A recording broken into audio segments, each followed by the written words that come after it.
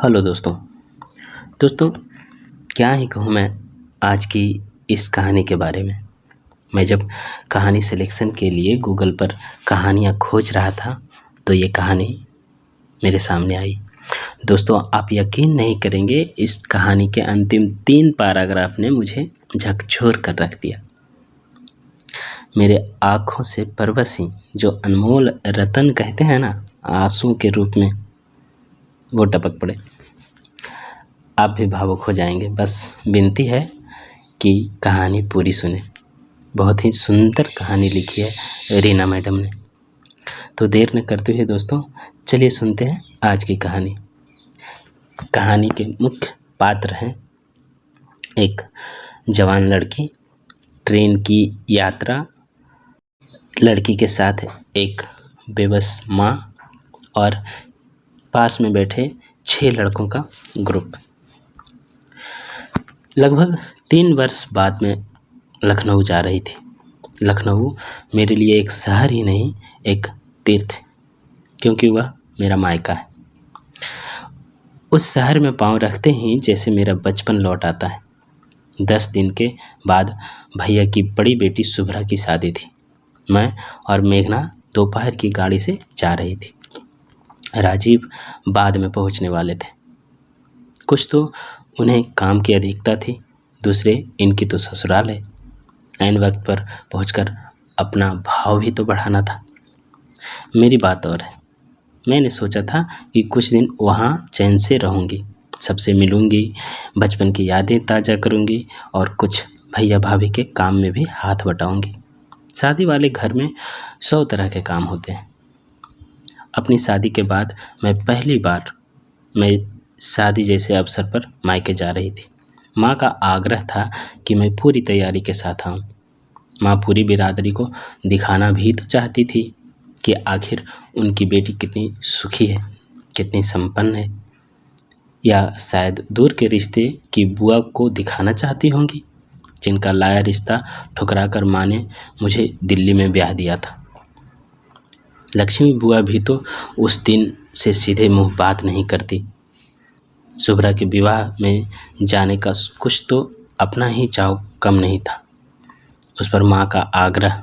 हम दोनों माँ बेटी ने बड़े ही मनोयोग से समारोह में शामिल होने की तैयारी की थी।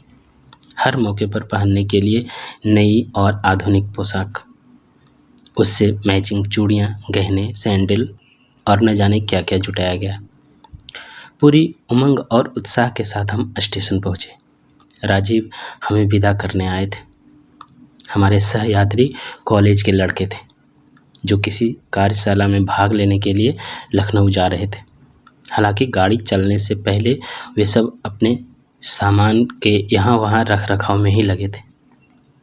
फिर भी उन्हें देखकर मैं कुछ परेशान हो उठी। मेरी परेशानी शायद मेरे चेहरे से झलकने लगी थी, जिसे राजीव ने भांप लिया था। ऐसे में वह कुछ खुल कर तो कह नहीं पाए, लेकिन मुझे होशियार रहने के लिए ज़रूर कह गए। यही कारण था कि चलते चलते उन्होंने उन लड़कों से भी कुछ इस तरह से बात की जिससे यात्रा के दौरान माहौल हल्का फुल्का बना रहे। गाड़ी ने रफ्तार पकड़ी। हम अपनी मंजिल की तरफ बढ़ने लगे। लड़कों में अपनी अपनी जगह तय करने के लिए छीना झपटी, चुहलबाजी शुरू हो गई। वैसे मुझे युवा पीढ़ी से कभी कोई शिकायत नहीं रही। नहीं, मैंने कभी अपने और उनमें कोई दूरी महसूस की है। मैं तो हमेशा घर परिवार के बच्चों और नौजवानों की मनपसंद आंटी रही हूँ। मेरा तो मानना भी है कि नौजवानों के बीच रहकर अपनी उम्र के बढ़ने का एहसास ही नहीं होता। लेकिन उस समय मैं लड़कों की शरारतों और नोक-झोंक से कुछ परेशान सी हो उठी थी। ऐसा नहीं कि बच्चे कुछ गलत कर रहे थे। शायद मेरे साथ मेघना का होना मुझे उनके साथ जुड़ने नहीं दे रहा था। कुछ आजकल के हालात भी मुझे परेशान किए हुए थे। देखने में तो सब भले घरों के लग रहे थे, फिर भी एक साथ 6 लड़कों का ग्रुप, उस पर किसी बड़े का उनके साथ न होना, उस पर उम्र का ऐसा मोड़ जो उन्हें शांत, सौम्य और गंभीर तो एकदम नहीं रहने दे रहा था। मैं भला परेशान कैसे न होती। मेरा ध्यान शुभ्रा की शादी, मायके जाने की खुशी और रास्ते के बाग बगीचों खेत खलियानों से हटकर बस उन लड़कों पर केंद्रित हो गया था। थोड़ी ही देर में हम उन लड़कों के नामों से ही नहीं बल्कि आदतों से भी परिचित हो गए। घुंघराले बाल वाला सांवला सा नाटे कद का अंकित फिल्मों का शौकीन था। उसके उठने बैठने में फिल्मी अंदाज था तो बातचीत में फिल्मी डायलॉग और गानों का पुट था। एक लड़के को सैम कहकर बुला रहे थे। यह उसके माता पिता का नाम तो रखा नहीं लग रहा था, शायद यह दोस्तों द्वारा किया गया नामकरण था। चुस्त दुरुस्त सैम चाल ढाल और पहनावे से खिलाड़ी लगता था। मंझली कदकाठी वाला ईश ग्रुप का लीडर जान पड़ता था। नेवी कट बाल, मूंछों की पतली सी रेखा और बड़ी बड़ी आंखों वाले ईश से पूछे बिना लड़के कोई काम नहीं कर रहे थे। बिना मैचिंग की ढीली ढाली टी शर्ट पहने बिखरे बालों वाला बेपरवाह तबीयत वाला समीर था, जो हर समय च्युइंगम चबाता हुआ बोलचाल में अंग्रेजी भाषा का इस्तेमाल ज़्यादा कर रहा था। मेरे पास बैठे लड़के का नाम मनीष था। लंबा गोरा चिट्टा, नज़र का चश्मा पहने हुआ, नीली जीन्स और कीमती टी शर्ट में बड़ा स्मार्ट लग रहा था। कुछ शर्मीले स्वभाव का पढ़ाकू सा लगने वाला मनीष एक अंग्रेजी नोवेल लेकर बैठा ही था कि आगे बढ़कर रजत ने उसका नोवेल छीन लिया। रजत बड़ा ही चुलबुला, गोल मटोल, हंसमुख लड़का था। हंसते हुए उसके दोनों गालों पर गड्ढे पड़ते थे। रजत पूरे रास्ते हंसता हंसाता रहा। पता नहीं क्यों मुझे लगा कि उसकी हंसी, उसकी शरारतें सब मेघना के कारण है। इसलिए हंसना तो दूर, मेरी नज़रों का पहरा हरदम मेघना पर बैठा रहा। मेरे ही कारण मेघना बेचारी भी दबी घुटी सी या तो खिड़की से बाहर झांकती रही या आंखें बंद करके सोने का नाटक करती रही। अपने हम उम्र उन लड़कों के साथ न खुलकर हंस पाई, न ही उनकी बातचीत में शामिल हो सकी। वैसे न मैं ही ऐसी माँ हूँ और न मेघना ही इतनी पुरातनपंथी है। वह तो हमेशा सह शिक्षा में ही पढ़ी है, जहाँ लड़के भी साथ में पढ़ते थे। वह क्या कॉलेज में लड़कों के साथ बातचीत, हंसी मजाक नहीं करती होगी? फिर भी न जाने क्यों, शायद घर से दूरी या अकेलापन मेरे मन में असुरक्षा की भावना को जन्म दे गया था। उनसे परिचय के आदान प्रदान और बातचीत में मैंने कोई विशेष रुचि नहीं दिखाई। मुझे लगा वे मेघना तक पहुंचने के लिए मुझे सीढ़ी बनाएंगे।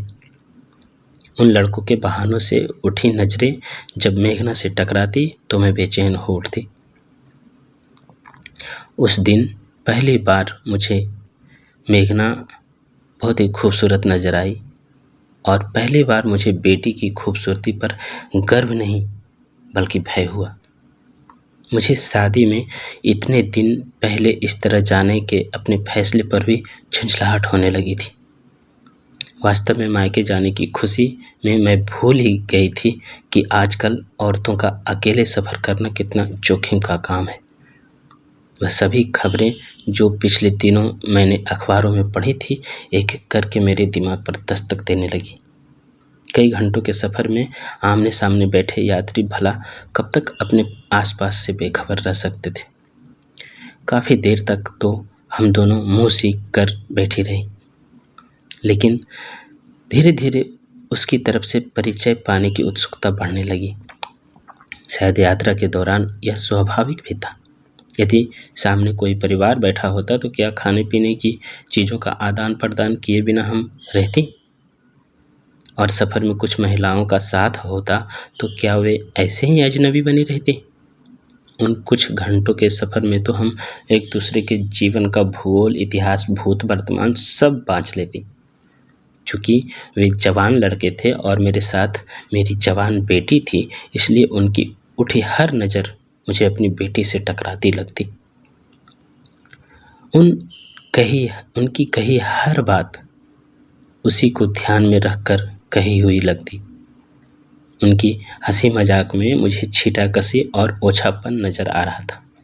कुछ घंटों का सफ़र जैसे सदियों में फैल गया था। दोपहर कब शाम में बदली और कब रात में बदल गई, मुझे खबर ही नहीं हुई, क्योंकि मेरे अंदर भय का अंधेरा बाहर के अंधेरे से ज़्यादा घना था। हालांकि जब भी कोई स्टेशन आता, लड़के हमसे पूछते कि हमें चाय पानी या किसी अन्य चीज़ की ज़रूरत तो नहीं। उन्होंने मेघना को गुमसुम बैठे बोर होते देखा तो अपनी पत्र पत्रिकाएं भी पेश कर दी। जब जब उन्होंने कुछ खाने के लिए पैकेट खोले तो बड़े आदर से पहले हमें पूछा। हालांकि हम हमेशा मना करती रही। मैंने अपने आप को बहुत समझाया कि जब आपत्ति करने लायक कोई बात नहीं है तो मैं क्यों परेशान हूँ, मैं क्यों सहज नहीं हो जाती। लेकिन तभी मन के किसी कोने में बैठा भय फन फैला देता। कहीं मेरी जरा सी ढील बात को इतनी दूर न ले जाए कि मैं उसे समेट ही न सकूं। मैं तो पल पल यही मना रही थी कि यह सफ़र ख़त्म हो और मैं खुली हवा में सांस ले सकूं। कानपुर स्टेशन आने वाला था। गाड़ी वहाँ कुछ देर के लिए रुकती है। डब्बे में स्वाभाविक हलचल शुरू हो गई। तभी एक अजीब सा शोर कानों से टकराने लगा। गाड़ी की रफ्तार धीमी हो गई थी। स्टेशन आते आते बाहर का कोलाहल कर्णभेदी हो गया था। हर कोई खिड़कियों से बाहर झांकने की कोशिश कर ही रहा था कि गाड़ी प्लेटफॉर्म पर आ लगी। बाहर का दृश्य सन्न कर देने वाला था। हजारों लोग गाड़ी के पूरी तरह रुकने से पहले ही उस पर टूट पड़े थे, जैसे शेर शिकार पर झपटता है। स्टेशन पर चीख पुकार, लड़ाई झगड़ा, गाली गलौज, हर तरफ आतंक सा वातावरण था। इससे पहले कि हम कुछ समझते, बीसियों लोग डिब्बे में चढ़कर हमारी सीटों के आसपास यहाँ वहाँ जुटने लगे, जैसे गुड़ की डाली पर मक्खियाँ चिपकती चली जाती है। वह स्टेशन नहीं, मानो मनुष्यों के समुद्र पर बंधा हुआ बांध था, जो गाड़ी के आते ही टूट गया था। प्लेटफॉर्म पर सिर ही सिर नजर आने लगे थे। तिल रखने की भी कोई जगह नहीं थी। कई सिर खिड़कियों से अंदर घुसने की कोशिश कर रहे थे। मेघना ने घबराकर खिड़की बंद करनी चाहिए तो कई हाथ अंदर आ गए, जो सब कुछ झपट लेना चाहते थे। मेघना को पीछे हटाकर सैम और अंकित ने खिड़कियां बंद कर दी। पलट कर देखा, मनीष, रजत और इस तीनों अंदर घुस आए। आदमियों के रेवड़ को खदेड़ने में लगे थे। किसी को धकिया रहे थे तो किसी से हाथापाई हो रही थी। समीर ने सुरक्षा को ध्यान में रखते हुए जल्दी जल्दी सारा सामान बंद खिड़कियों के पास इकट्ठा करना शुरू कर दिया। लड़कों को उन धोती कुर्ताधारी निपट देहातियों से उलझते देखकर जैसे ही मैंने हस्तक्षेप करना चाहा तो इस और सैम एक साथ बोल उठे। आंटी जी, आप दोनों निश्चिंत होकर बैठिए, बस जरा सामान पर नज़र रखिएगा, इनसे तो हम निपट लेंगे। तब याद आया कि सुबह लखनऊ में एक विशाल राजनीतिक रैली होने वाली थी, जिसमें भाग लेने यह सारी भीड़ लखनऊ जा रही थी। लगता था जैसे रैली के उद्देश्य और उसकी ज़रूरत से उसमें भाग लेने वाले अनभिज्ञ थे। ठीक वैसे ही उस रैली के परिणाम और इससे आम आदमी को होने वाली परेशानी से रैली आयोजक भी अनभिज्ञ थे। पूरी गाड़ी में लूटपाट और जंग छिड़ी थी, जैसे वह गाड़ी न होकर शोर और दहशत का बवंडर था जो पटरियों पर दौड़ता चला जा रहा था। लड़कों का पूरा ग्रुप हम दोनों माँ बेटी की हिफाजत के लिए डट गया था। एक मजबूत दीवार खड़ी थी हमारे और अनचाही भीड़ के बीच। उन छहों की तत्परता, लगन और निष्ठा को देखकर मैं मन ही मन नतमस्तक थी। उस पल शायद मेरा अपना बेटा भी होता तो क्या इस तरह अपनी माँ और बहन की रक्षा कर पाता। कानपुर से लखनऊ तक के उस कठिन सफ़र में वे न बैठे न उन्होंने कुछ खाया पिया। इस बीच मैं अपनी शरारतें, चुहलबाजी, फिल्मी अंदाज, सब कुछ वे भूल गए।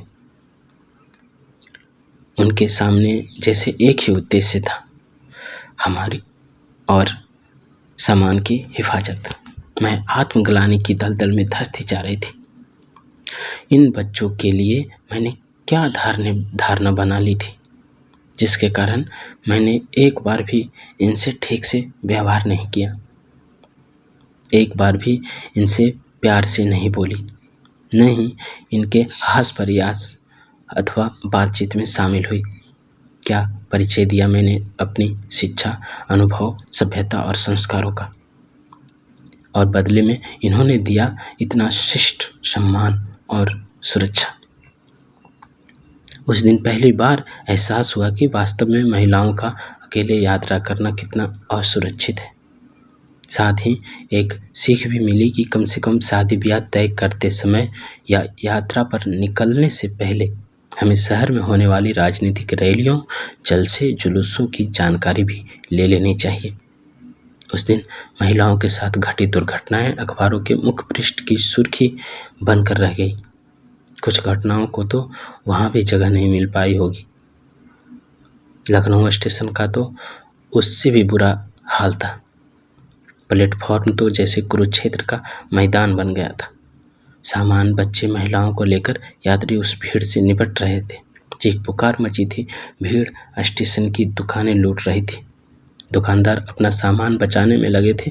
प्रलय का सा आतंक हर यात्री के चेहरे पर स्पष्ट नजर आ रहा था। मेरी तो आंखों के सामने अंधेरा सा छाने लगा था।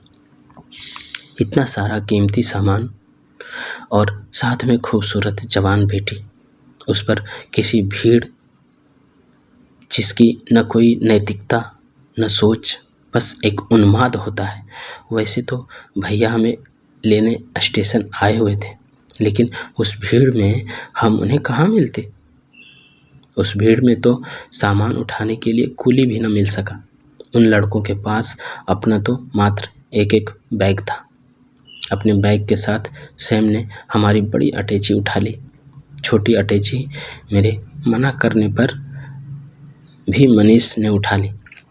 मेघना के पास पानी की बोतल और मेरे पास मात्र मेरा पर्स रह गया। हमारे दोनों बैग भी इस और अंकित के कंधों पर लटक गए।